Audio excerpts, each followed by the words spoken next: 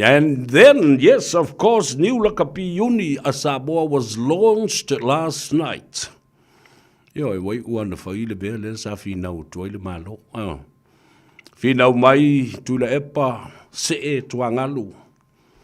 Ai toso mai tonu ia na mulau ulu leota sambi leota. Ai le sui ai le whawai pe o na whaiatu ai. Ina ia mali lie whatasi. Teu le whawai. Ina ia mawhai o na apa mai le malo e ngā lulu e whatasi. Aia, e ua malo, whaulu malo, e le mana na o e sui.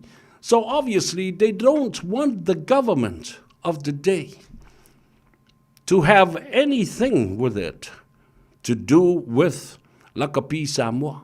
O ai le sa ilia tua funding. Matu ina hatu le telo tupe miliona ma miliona I tausanga uma ma tausanga uma.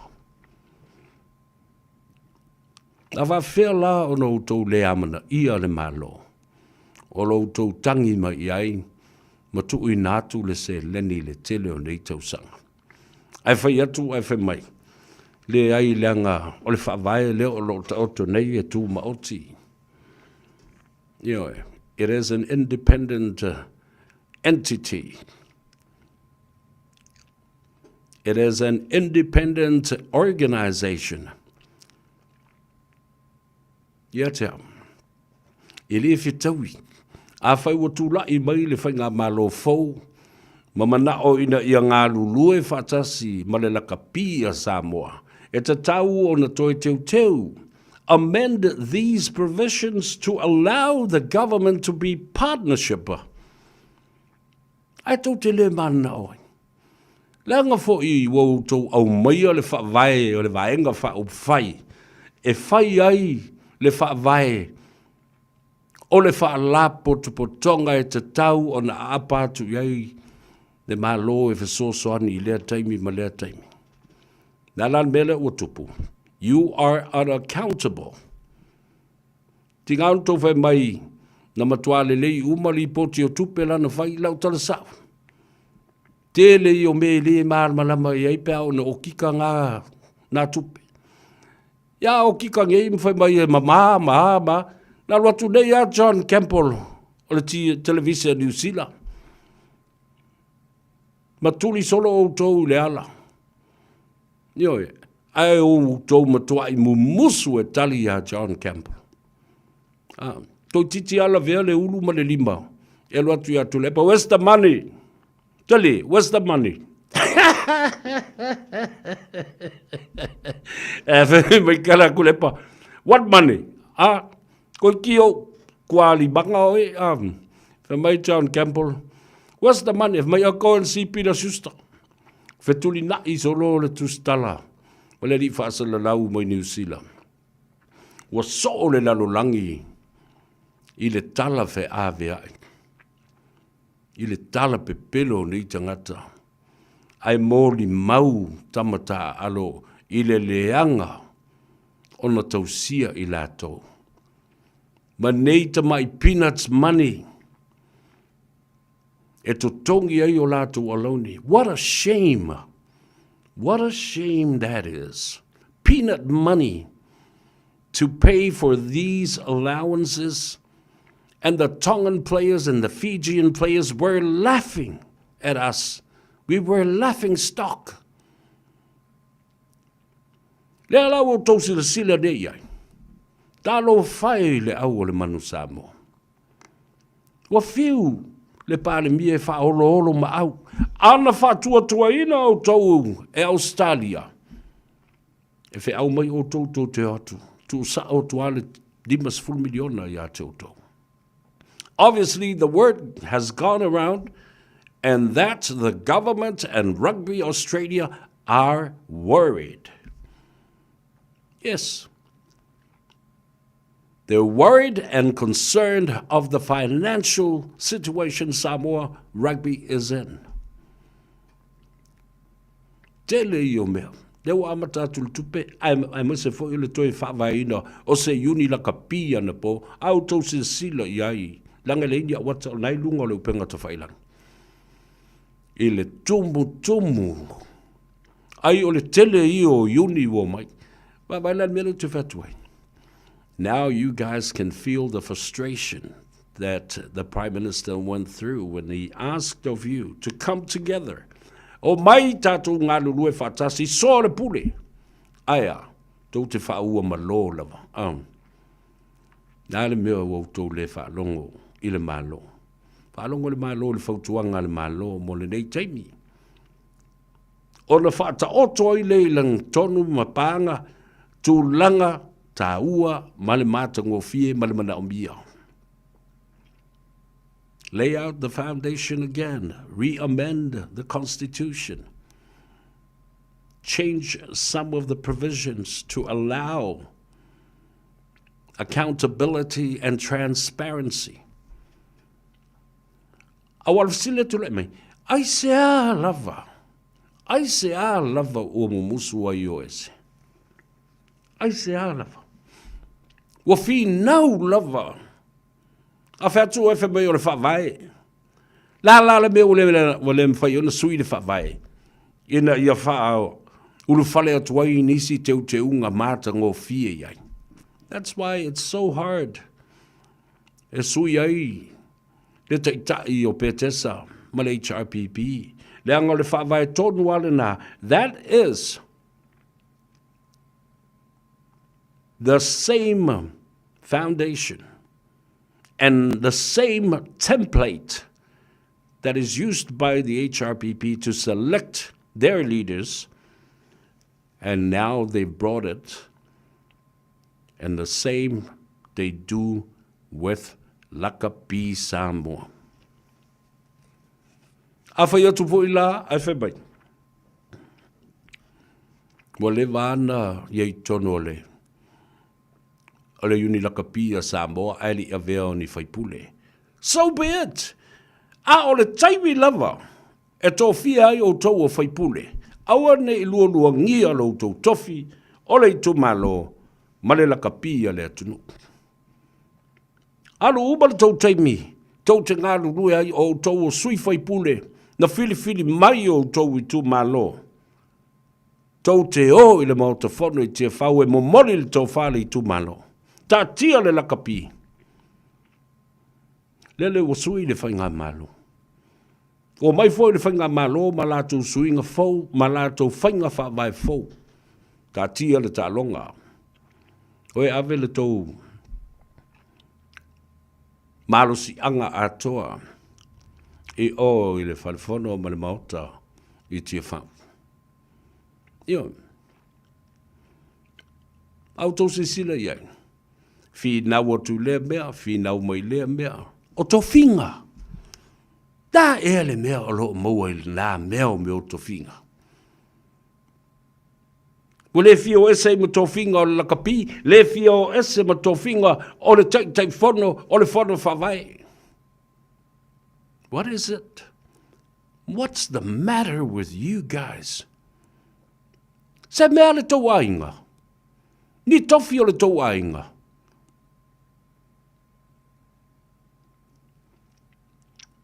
Ana whaapea e te lei loa, e le o maua isa o mea ina, wa le vana e alwase. Alwase. Ana e loa e le o maua isa o mea I. Wa leva ona e tūtū mali e tua e kifa ko mai aluloa. Aia, e iai le mea lea, e maua I. Nala fo lale nao le tau tutua I lava. Fai mai lava e alofanga o le whawai. Alofanga I le whawai. Le ai se whawai e le mawhai o na talepe pe ale lei o na whaia I laro o le tula whono. Ai ala o na sui le whawai. Ia sui se suinga le lei. Ale mele tau te musuai. E pei o tau oni leo whai te toa gatekeepers. You don't want to open the door to give the opportunities to other people with the talent and are qualified to come and look after this Lakapi Samoa. There were silasilatu le tunu. Mafuanga le tau nofo na tau fia fai mea. Tau te su e mea ai. Tingao na fai atu o iai le pule nga fau. So le pule. Ia le alen tau te tilo na isa moa. Ove vesi. I le vao tamata. Alo mala wali ia. O fai pule o leito tonu. O le board le uni la kapilea.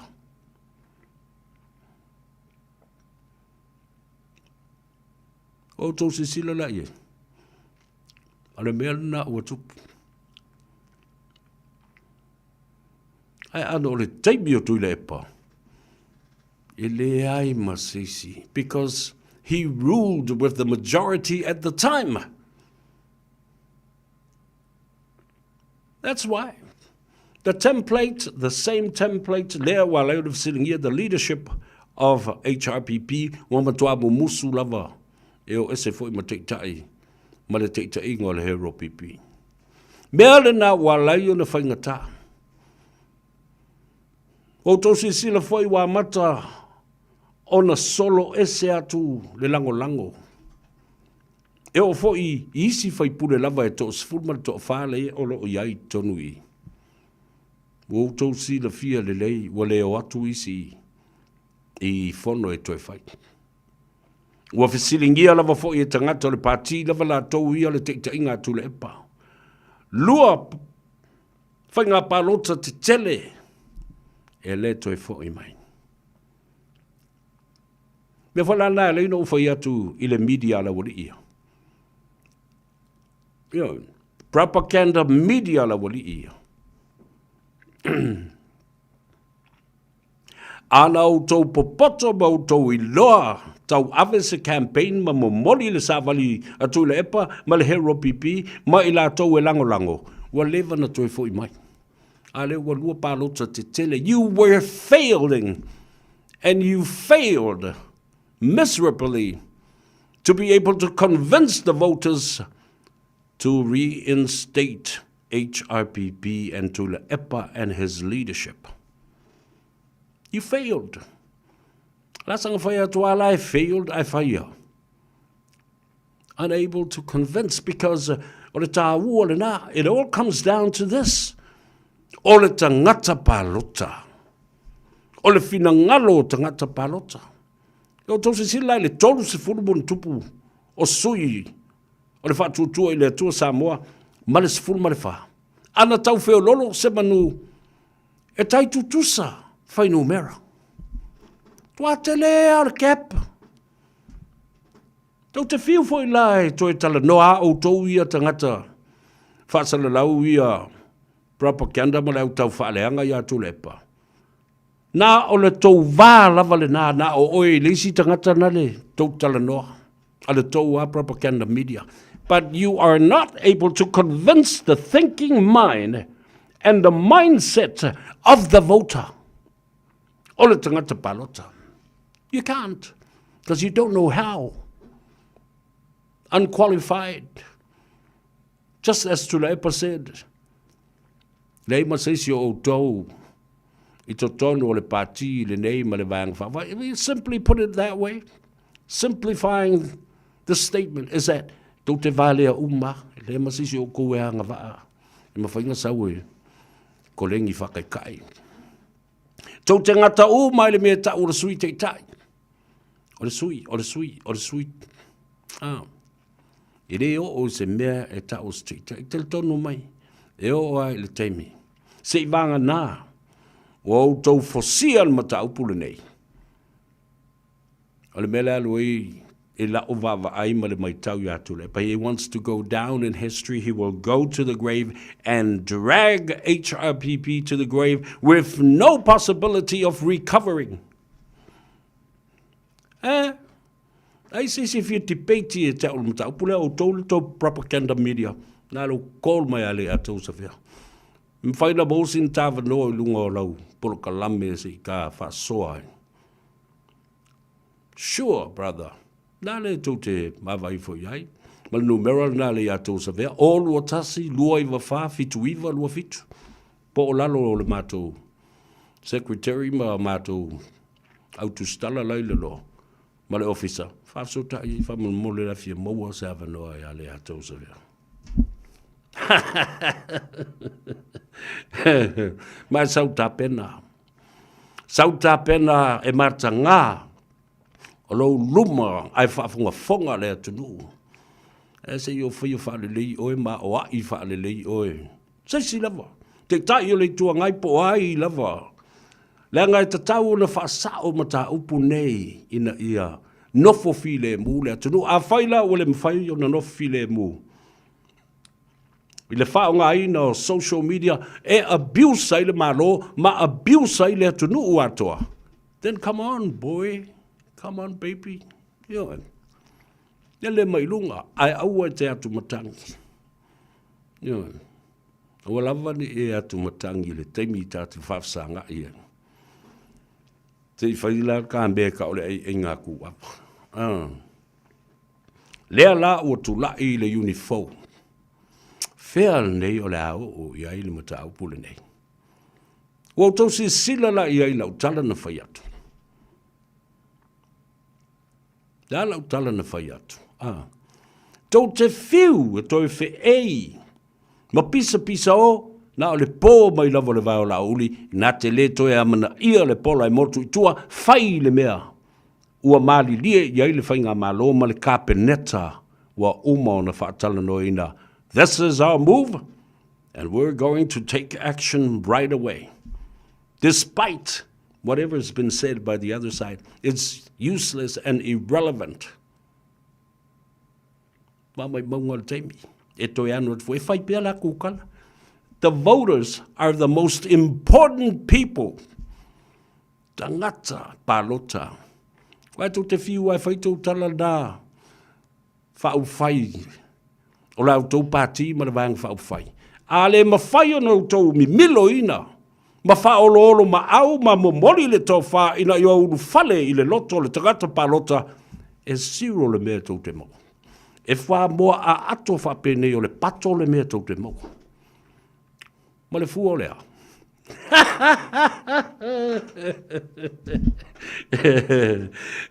Wha makala i fua o er kamale le o Sam malanga whala sa mo le whafola mai oi. Malo Samuel, malo Sam, ya ma le whala o sa mo nai whafola mai nai Melbourne e Meldura. Ia wha pena fo ia. Le whaasoa tamo MUSS mai ina i Malaysia. Ia, saunga le mu ngā ruenga ma whaiva o lo whea ngai mautou i nā tunu ma mau ali i MUSS. Ia wha pia whoilo so ia Sam ma le whala Samoa. E whionga ia whonti au loa. Ma lotu risi. Ia, ma lo leon sai. Ta pena fo i le uso ia tule epa whaftai. Ia, mo whanua tupai, leota, mo longa. Ia, mese fo i leuso e tule epa.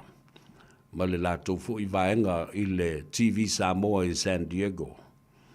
A watu le whamalusi au ia te utau ina i utau. Lava ta pena, ma lava papale. Tātou murmuri ta i le tō whāne malo. Woto si sila neila ia. The anger, the frustration has now been seen quite clearly. Awa fo i nao na tā ofia tu lava. Ele fionga i le pale mia le toi whaiasa na press conference. Ole a lote umamata upu tā ua i tonu o le pale mene. Ele toi sau e whao ngā, le social media e momori atuai, e iai le taea. E waila iai. Ua matua onge lava wale ingi news le ingi tala e whai, ua fo i le mea na e whai. Nā tau pisa nei lai press conference, ko ke le ka onga ma i le me whai ei le wholo le whala ma le fionga le li pare mea, ma le au tustala, ma le au whasalau. Nā le tau propaganda media tau te lalafi o, i pe tesa, tau te leo mai i. Nā la mea le ono tau pisa fua a, well, it's a press conference, so be it, because you never attend any press conference. You just sit still. Ma o tau whatalitini mai i nā i pe tesa, ma lunga o penga ta whailangi, whato au tau wheo soi mai lo lea. Ale telo teimi, you are never present and you never attend any of these public gallery and press conferences.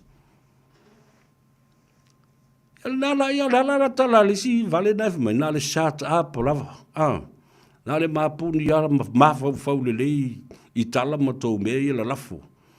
On a memoria, your frustration has been showed clearly because you don't know where to turn.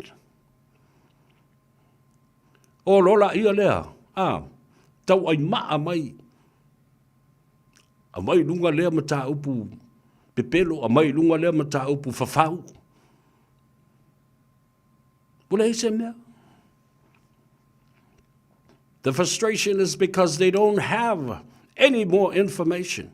And when you're left with no information, you have no knowledge of what the Prime Minister and the government is doing. Vita.